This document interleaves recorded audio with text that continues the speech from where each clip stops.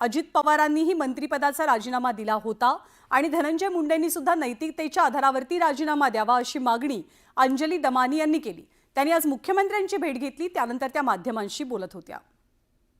जेव्हा मी आणि विजय पांढरेंनी अजित पवारांवर सिंचन घोटाळ्याचे आरोप केले होते तर निष्पक्ष चौकशी व्हावी म्हणून अजित पवारांनी देखील राजीनामा दिला होता, तडकाफडकी राजीनामा दिला होता। आणि आज जर ते म्हणत असतील की जोपर्यंत सिद्ध होणार नाही तोपर्यंत धनंजय मुंडे राजीनामा देणार नाही तर हे अतिशय अतिशय चुकीचं आहे। धनंजय मुंडे यांचा राजीनामा कुठच्याही परिस्थितीत खरं मागायला हवा होता आणि धनंजय मुंडेंना जनाची नाही मनाची तरी लाज असती तर त्यांनी स्वतःहून तो राजीनामा द्यायला हवा होता। दरम्यान या सगळ्या संदर्भात अजित पवार आणि मुख्यमंत्री देवेंद्र फडणवीसांची सागर निवासस्थानी बैठक सुरू होती। साधारणतः अर्धा तास या दोघांमध्ये चर्चा झाली आहे आणि सध्या अजित पवार रवाना झालेले आहेत, सागरवरनं ते निघाल्याची माहिती आहे। इकडे संतोष देशमुख हत्या प्रकरणी आणि खंडणी प्रकरणातल्या आरोपींसंदर्भात नवनवीन माहिती पुढे येऊ लागली आहे। हे सगळे आरोपी सराईत गुन्हेगार असल्याचंही उघड झालंय। प्रत्येकावरती वेगवेगळ्या प्रकारचे गंभीर गुन्हे दाखल आहेत आणि त्याचमुळे आरोपींवरती मोका अंतर्गत कारवाई व्हावी अशी मागणी आता जोर धरतेय। खुनाचा प्रयत्न, अपहरण, खंडणी ही गुन्ह्यांची यादी काही संपत नाही। असे अनेक गंभीर गुन्ह्यांची नोंद त्या 8 जणांवर आहे। संतोष देशमुख हत्या आणि पवनचक्की खंडणी प्रकरणातील आरोपी सराईत गुन्हेगार आहेत। त्यांच्यावर एकापेक्षा अनेक गंभीर गुन्ह्यांची नोंद असल्याचं समोर आलंय। खंडणी प्रकरणातील आरोपी वाल्मिक कराडवर 15 गुन्हे दाखल आहेत। विष्णू चाटेवर 2, सुदर्शन घुलेवर 19 गुन्हे दाखल आहेत। धक्कादायक बाब म्हणजे वाल्मिक कराडवर 15 गुन्हे दाखल असतानाही त्याला पिस्तूलचा परवाना देण्यात आला। एवढंच काय, कराडला पोलीस संरक्षण सुद्धा देण्यात आलं। त्यावरून तुम्हाला कराडच्या राजकीय वजनाचा अंदाज आला असेल तर संतोष देशमुखांच्या हत्ये प्रकरणातील आरोपीही अट्टल गुन्हेगार आहेत। संतोष देशमुख हत्ये प्रकरणातील आरोपी हे सराईत गुन्हेगार आहेत। यामध्ये सुदर्शन घुले याच्यावरती 19 गुन्हे दाखल आहेत। त्यातले अनेक गुन्हे हे गंभीर गुन्हे आहेत। मात्र तरी देखील हा आरोपी मोकाट का होता, त्याच्यावरती मोक्का अंतर्गत कारवाई का केली नाही असे देखील प्रश्न उपस्थित होत आहेत। सुधीर सांगळींवर 2 गुन्ह्यांची नोंद आहे। प्रतीक घुलेवर 5, जयराम चाटेवर 3, महेश केदारवर 6, कृष्ण आंधळेवर 6, सिद्धार्थ सोनवणेवर 1, सुदर्शन घुलेवर 19 आणि विष्णू चाटेवर 2 गुन्हे दाखल आहेत। या संपूर्ण प्रकरणामध्ये न्यायालयाने जो नोंदवलेलं निरीक्षण आहे ते देखील अत्यंत महत्त्वाचं आहे। संघटित गुन्हेगारी करून बीड जिल्ह्यामधले उद्योगधंदे यांना देखील त्रास दिलं जात असल्याचं देखील निरीक्षण सरकारी वकिलांनी मांडलं होतं। त्यामुळे एकंदरीतच गुन्हेगारी पार्श्वभूमी असलेल्या या सर्व गुन्हेगारांनी संतोष देशमुख यांच्या हत्येला अंजाम दिलाय। दोन्ही गुन्ह्यातील आरोपींची ही गुन्हेगारी पार्श्वभूमी पाहता त्यांच्यावर मोक्का अंतर्गत गुन्हा दाखल करण्याची मागणी होतीये। संतोष देशमुख हत्या आणि खंडणी असे 2 वेगवेगळ्या प्रकरणांचा सीआयडी कडून तपास केला जातोय। या दोन्ही प्रकरणाचा एकमेकांशी संबंध आहे का याचा शोध घेतला जातोय। आरोपींची ही गुन्हेगारी पार्श्वभूमी पाहता त्यांच्यावर मोक्का अंतर्गत कारवाई होणार आहे का हे आगामी काळात स्पष्ट होईल। सुरेश जाधव, न्यूज 18 लोकमत, बीड। आणि संतोष देशमुख हत्याकांड प्रकरणामुळे राज्य हादरून गेलंय। या प्रकरणाशी संबंधित असलेल्या खंडणी प्रकरणामध्ये वाल्मिक कराड सध्या पोलिसांच्या अटकेत आहे। याच मुद्द्यावरनं भाजपचे आमदार सुरेश धस यांनी धनंजय मुंडेंवरती टीकेची झोड उठवली आहे। एकीकडे धस यांच्याकडनं दररोज नवनवीन आरोप केले जात असताना दुसरीकडे पुण्यातील कुख्यात गुंड निलेश घायवळ सोबत धस यांचा एक व्हिडिओ व्हायरल झाला आणि चर्चांना उधाण आलं। मात्र घायवळचे विविध राजकीय नेत्यांसोबत फोटो असल्याचं स्पष्टीकरण देत सुरेश धसांनी या प्रकरणातनं आपले हात झटकून टाकलेत। खरं तर कालच सुरेश धस यांनी शरद पवारांच्या राष्ट्रवादीचे पदाधिकारी नितीन बिक्कडवरती खंडणी डीलिंग प्रकरणात मध्यस्थीचा आरोप केला होता। तर गुंड निलेश घायवळच्या टोळीनं काही महिन्यांपूर्वी पवनचक्की ठेकेदारीतनं नितीन बिक्कडला धमकी दिली होती। आता धस आणि घायवळ यांचा व्हिडिओ समोर आल्यामुळे वेगळ्याच चर्चांना सुरुवात झाली आहे। निलेश घायवळ जे आहेत त्यांचे फोटो राम शिंदे साहेबांच्या बरोबर आहेत, ते शेजारच्या मतदारसंघातले आहेत। त्याच्यानंतर वर्षावरती सुद्धा एकनाथ शिंदे साहेबांबरोबर त्यांचे फोटो आहेत। माझ्या मतदारसंघातल्या एका लग्नाला ते आले होते आणि लग्नाहून परत जाताना माझ्या इथं थांबले। आता आल्यानंतर फोटो काढा म्हणल्यावर फोटो काढावा लागतो। तर मी क्लिअर कट सांगतो की माझे दोन्ही मोबाईल ओपन आहेत, तुमच्याकडे आहे. एक जरी फोन कधी माझा आणि त्यांचा झाला असला तरी सुद्धा मी त्याला जबाबदार आहे. निलेश गायवळ हा माझ्या जवळजवळ आता 3-4 महिन्यापूर्वी माझ्या गावात जाऊन मी मुंबईला असताना माझ्या वडिलांना जाऊन धमकी दिली होती तिथं की तुझ्या मुलाला नीट सांग, माझ्या कामात अडथळा निर्माण करतोय आणि त्याला आम्ही जीव मारून टाकू, याची मी वाशी पोलीस स्टेशन, आमचं उस्मानाबाद वाशी पोलीस स्टेशन आहे, तिथं मी तक्रार दाखल केलेली आहे. त्या प्रकारे दरम्यान या सगळ्या प्रकरणी सुरेश धस यांनी नितीन बिक्कड यांच्यावरती आरोप नेमके काय केले होते ते सुद्धा पाहूया. पुढा या बंगल्यावर आवाजा कंपनीचे अल्ताफ तांबोळी प्लस शुक्ला व इतर अधिकारी वाल्मिक आणि बिक्कड यांची बैठक झाली.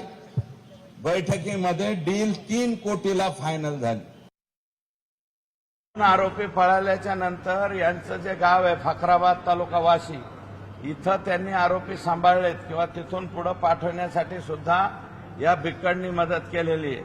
हा बिक्कड आज उद्या बहुतेक आतमध्ये सुद्धा जाऊ शकतो, त्याच्याबरोबर फोन आहेत सगळे. आणि वाल्मिक अण्णा कराड आणि धनंजय मुंडे यांच्याबरोबर किती वेळा कुठं बसलेले आहेत ते सगळं मी सांगण्याची काय गरज आहे, पोलीस तपासामध्ये येईल ना. आणि बिक्कड सारखा जो गुंड प्रवृत्तीचा माणूस आहे, ज्याचा बरंचसं रेकॉर्ड आहे, अशांनी मला वाटतं मला शिकविण्याची आवश्यकता नाही. अल्ताफ तांबोळी साहेबांचं नाव घेतात, त्यांना घेऊन कधीही त्या बंगल्यावर गेलो नाही. मी 25 जूनला एक वेळेस त्या बंगल्यावर गेलो होतो, म्हणजे 1 ते 2 वेळेस गेलो होतो, पण ते माझ्या पर्सनल कामासाठी गेलो होतो. त्याचा व्हिडिओ पण आहे माझ्याकडं. ते माझं एक पर्सनल काम होतं धाराशिवच्या सीओकडं, ते ग्रामपंचायत, मी सरपंच आहे फकराबादचा, त्या संदर्भात मी कामासाठी गेलेलो आहे. पण खंडणी प्रकरणात जे तारखा दिल्या त्या प्रकरणात कधीही गेलेलो नाही मी. आणि राज्याचे उपमुख्यमंत्री अजित पवार आणि शिवसेनेचे आमदार संजय गायकवाड हे दोघेही जण त्यांच्या वक्तव्यांमुळे टीकेचे धनी बनलेत. दादा असोत किंवा संजय गायकवाड, दोघांनीही आपल्या विधानांमधनं मतदार राजाचा अपमान केल्याचा आरोप विरोधक करतात. त्यामुळे मतदारांशी बोलताना या दोघांनाही आपला स्पष्ट वक्तेपणा आणि अघळपघळपणा नडला का याचीही चर्चा रंगतेय. तुम्ही साधं एक मत मला देऊ शकत नाही, फक्त दारू, मटण, पैसे 2-2 हजार दिले गेले मायला, 2-2 हजार, 5 हजार याच्यापेक्षा झाल्यापेक्षा तुम्ही मतं दिली म्हणजे माझे मालक नाही झाला का, सालगडी काय मला. निवडणुका संपताच नेत्यांच्या बदललेल्या भाषेनं सगळेच आवाक झाले. ज्या मतदारांनी इमाने इतबारे मतं दिली त्यांचाच अपमान का, हा सवाल अजित पवार आणि संजय गायकवाडांच्या वक्तव्यानंतर उपस्थित झालाय. मतं दिलीत म्हणजे तुम्ही मला विकत घेतलेलं नाही, असं थेट मतदारांना सुनावणाऱ्या अजित पवारांनी पुन्हा एकदा वाद ओढावून घेतलाय. तर संजय गायकवाडांनी मतदारच विकले गेल्याचा आरोप केल्यानं त्यांच्यावरही टीकेची झोड उठतेय. हे दोनही नेते काय म्हणाले हे जरा कान देऊ नये का. अरे तुम्ही मतं दिली म्हणजे माझे मालक नाही झाला का, सालगडी काय मला. आणि तुम्ही साधं एक मत मला देऊ शकत नाही, फक्त दारू, मटण, पैसे 2-2 हजार दिले गेले मायला, 2-2 हजार, 5 हजार याच्यापेक्षा झाल्यापेक्षा. अजित पवार आपल्या स्पष्ट वक्तेपणासाठी परिचित आहेत, पण कधी कधी त्यांचा स्पष्ट वक्तेपणा त्यांना अडचणीत सुद्धा आणतो. आणि मतदारांना उद्देशून त्यांनी केलेलं वक्तव्य सुद्धा आता वादाचं कारण बनतंय. अजित पवारांच्या विधानावरती सत्ताधाऱ्यांनी सारवासारव करण्याचा प्रयत्न केला, तर विरोधकांनी मात्र टीकेची संधी सोडली नाही. लोकशाहीमध्ये मतदार हा मालकच आहे, राजाच आहे, आणि तो आपला प्रतिनिधी निवडतो म्हणजे जनतेच्या सेवेसाठी, विकासासाठी निवडला जातो. अशा वेळेस आपण 5 वर्षासाठी त्याच्या सालगडीच आहोत हे समजण्याची आवश्यकता आहे. जनता ये सर्वोपरि है, जनता ही हमारी मालक है, वही हमारा डिसाइड करती है. हम लोगों की सरकार जनता ने लाई है और जनता जो बोलेंगी, हमने जो जनता को आश्वासन दिए वो पूरे करेंगे. मतों का कर्जा हमने लिया है, मतदान जो भी जनता ने दिया है, लेकिन कर्जा हमने लिया है वोटों का. ये कर्जा पूरा काम करके हमारा संकल्प पूरा करके हमको आगे जाना है। यही भाषा उनकी भाषा रही है और ये भाषा हम सुनते आ रहे हैं। वो जो सालगड़ी है ना, सालगड़ी जो शब्द उसका इस्तेमाल किया है, उसका अर्थ समझ लो। सारे लोग जो है, मतदाता है, इस राज्य के मालिक है, इस देश के मालिक है। बाबा साहेब अम्बेडकर ने सबको इस देश के मालिक बनाया है। हमारी क्या बात होती है? विधानसभेतल्या कमी मताधिक्याची खंत व्यक्त करतानाच संजय गायकवाडांनी मतदारांना आरोपीच्या पिंजऱ्यात उभं केलं.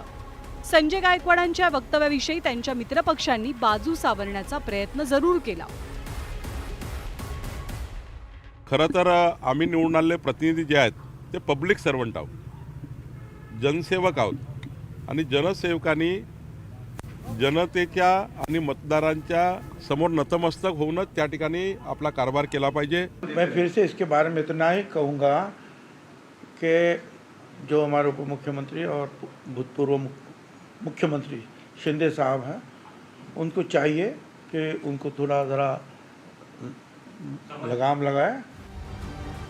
अजित पवार असोत की संजय गायकवाड, मतदारांबद्दल बोलताना दोनही नेत्यांच्या वक्तव्यावरती नापसंतीची मोहोर उमटते. जो मतदार निवडणुकीपूर्वी राजा असतो तो निवडून आल्यावरती सर्वसामान्य कसा होतो याचाच रियालिटी चेक या दोनही नेत्यांनी आपापल्या वक्तव्यातनं दिल्याचं बोललं जातंय. Bureau report, news 18 Lokmat.